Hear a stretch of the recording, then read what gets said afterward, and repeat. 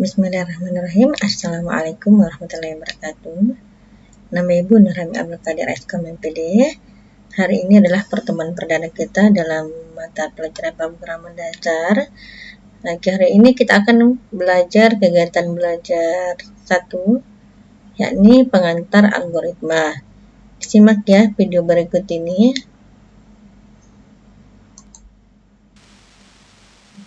Bismillahirrahmanirrahim. Assalamualaikum warahmatullahi wabarakatuh. Pemrograman dasar atau kegiatan belajar Hari 1 ini pengenalan merupakan algoritma. pertemuan perdana Ini kita Nurhami Abdul Qadir dalam SKM mempelajari MPD mata di pelajaran SMK pemrograman Negeri 7 dasar. Pangkep.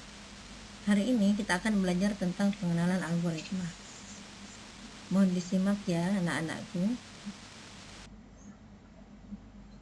Kegiatan belajar 1 ini kita akan Yang memahami kita konsep pelajari dalam algoritma, kegiatan belajar 1 ini memahami adalah algoritma menggunakan bahasa memahami natural konsep algoritma, algoritma, memahami struktur algoritma, memahami menggunakan bahasa natural pseudokode, algoritma, memahami flowchart dan struktur penggunaan tool algoritma, flowchart. memahami pseudokode dan memahami flowchart dan penggunaan tool flowchart.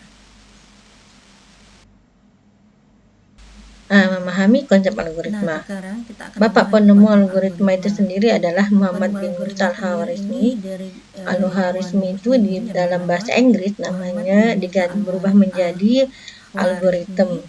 Nah, kalau di Indonesia kan menjadi algoritma. Itulah yang nama sekarang algoritma yang di Indonesia itu dikenali. Di Indonesia kan lagi menjadi algoritma. Ini seorang ilmuwan Islam ya, jadi kata algoritma itu Muhammad bin Musa al-Khawarizmi.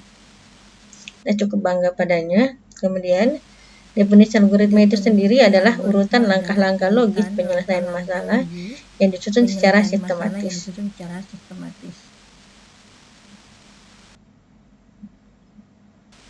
Memahami algoritma menggunakan bahasa natural algoritma.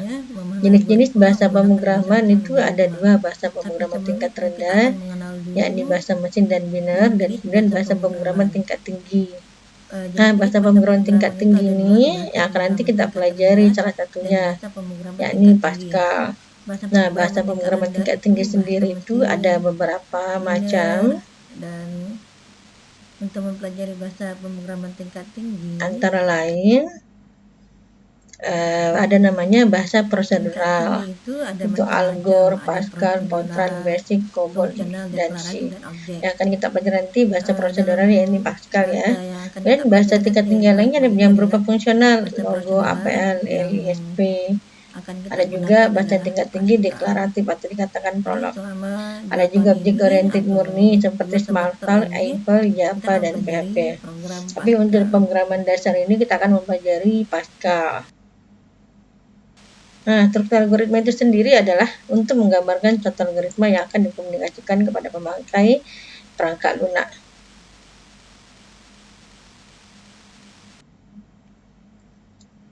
Perhatikan algoritma sederhana berikut. Algoritma menghitung luas segitiga, contohnya mulai dari start, byte, kemudian yang kedua baca data, alas dan tinggi, kemudian 3 itu menghitung luas. Luasnya nanti adalah alas kali tinggi kali 0,5. Kemudian nanti berikutnya akan menampilkan hasilnya, tampilan luas. Kemudian nanti berhenti setelah menampilkan hasil luasnya. Itu algoritma sederhananya ya. Kemudian memahami pseudokode. Pseudo berarti imitasi atau tiruan atau menyerupai. Kode menunjuk pada kode program. Jadi pseudokode adalah ceritanya kode program yang menyerupai.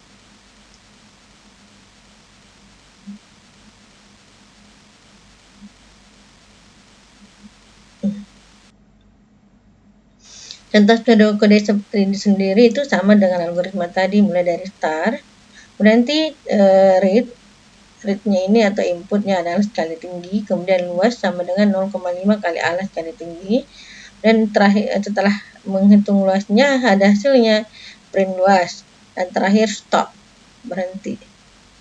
Jadi sama baik pseudokode atau algoritmanya itu adalah alur-alur dalam proses matematikanya pada algoritma tersebut, aplikasi algoritma tersebut.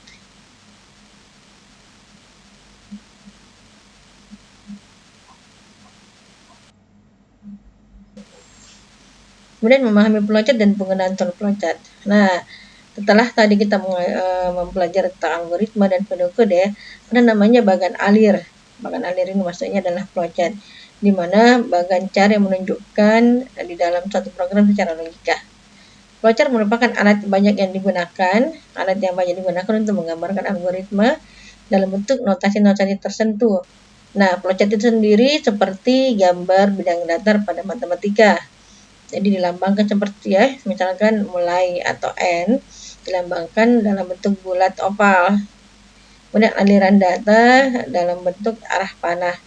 Input output itu dalam bentuk gagaran jenjang, proses itu dalam bentuk persegi panjang, percabangan adalah sebelah ketupat, pemberian nilai awal atau preamble atau preparation atau ini adalah segi 6, memanggil atau prosedur fungsi call, persegi panjang bergaris dua di dalam, konektor dalam bentuk lingkaran, on-pack konektor adalah bentuk segi 5.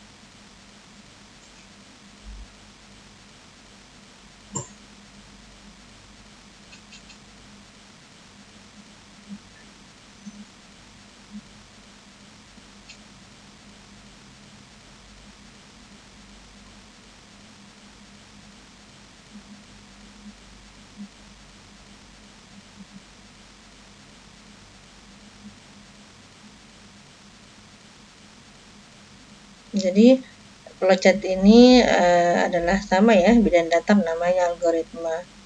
Algoritma itu penemu matematika. Nah, jadi semua tentang pengantar algoritma itu atau algoritma pemrograman itu berdasarkan dengan fungsi matematika itu sendiri. Bahkan lambang-lambang yang digunakan itu menggunakan matematika. Algoritma bapak algoritma kita. Kemudian dari kalau dibuatkan dalam bentuk program itu sendiri, flowchart menghitung luas segitiga. Jadi ini digambarkan tadi itu mulai dalam bentuk oval, bulat oval kemudian baca data itu berbentuk jarang genjang. Di situ fungsinya input alas tinggi, kemudian hitung luas segitiga. Sebenarnya dalam proses program itu luas sama dengan 0,5 kali alas kali tinggi.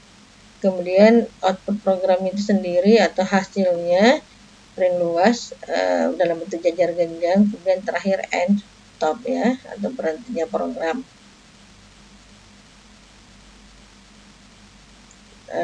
Saya berharap materi ini sangat pengantar algoritma ini mudah bagi anak-anakku sekalian, karena ini hanya berupa pengantar. Insya Allah nanti minggu depan kita akan masuk ke B2, kita fokus pada pemrograman dasar Pascal.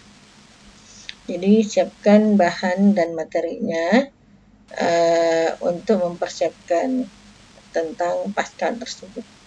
Dan kita langsung menggunakan aplikasi. Walaupun nanti bentuk-bentuk notasi seperti tadi yang kita buat, mulai dari algoritmanya, pseudocodingnya, dan flowchartnya. Kemudian nanti kita masuk ke programnya langsung.